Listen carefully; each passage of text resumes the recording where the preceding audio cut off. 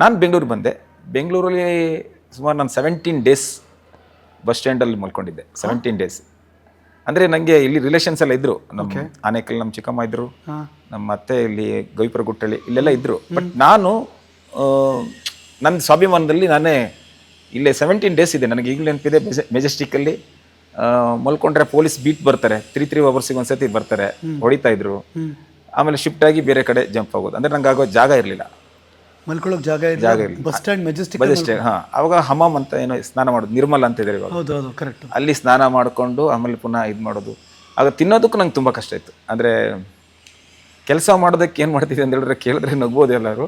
ಯಾವ್ದಾರು ಗಾಡಿ ನಿಂತ್ಕೊಂಡ್ರೆ ಆ ಗಾಡಿನ ನಾನೇ ಸುಮ್ಮನೆ ಬಟ್ಟೆ ಒರೆಸ್ಬಿಟ್ಟು ಅವತ್ತು ₹1 ಕಲೆಕ್ಟ್ ಮಾಡೋದು. ನನ್ನ ಚಪ್ಪಲಿನ ಒಂದು ಪಾರ್ಕ್ ಹತ್ರ ಒಂದು ದೇವಸ್ಥಾನ ಐತೆ, ಇವಾಗ ನೆನಪಿದೆ, ಗವಿಪುರ ಗುಟ್ಟಳ್ಳಿ ಅಂತ.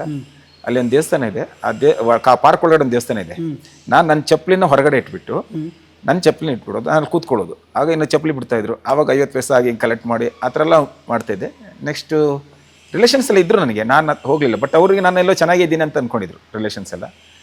ಕಡೆಗೆ ಅದಾದ್ರ ಮೇಲೆ ನಾನು ವರ್ಕಾರ್ಡ್ ಅಂತ, ಈಗ ಫೋರ್ಟಿಸ್ ಅಂತ ಇದೆ ಕನ್ನಿಂಗ್ಯಾಮ್ ರೋಡ್, ಅಲ್ಲಿ ಹೌಸ್ ಕೀಪಿಂಗ್ ಕೆಲಸ ಮಾಡ್ತಿದ್ದೆ. ಅಲ್ಲಿ ಪೇಷಂಟ್ಗೆ ಅಂದರೆ ಪಕ್ಕದಲ್ಲಿ ಮಲ್ಕೊಳ್ಳೋಕೆ ಇನ್ನೊಬ್ರು ಬರ್ತಾರೆ ಗೊತ್ತಾ, ಅವ್ರಿಗೆ ಒಳ್ಳೆ ಫುಡ್ ಇರುತ್ತೆ. ಆ ಫುಡ್ ಬಿಟ್ಟಿರೋದನ್ನ ನಾನು ತಿಂತಾಯಿದ್ದೆ. ನನಗೆ ಹೌಸ್ ಕೀಪಿಂಗ್ ಟಾಯ್ಲೆಟ್ ಕ್ಲೀನ್ ಮಾಡೋವಂಥದ್ದು ಜಾಬು.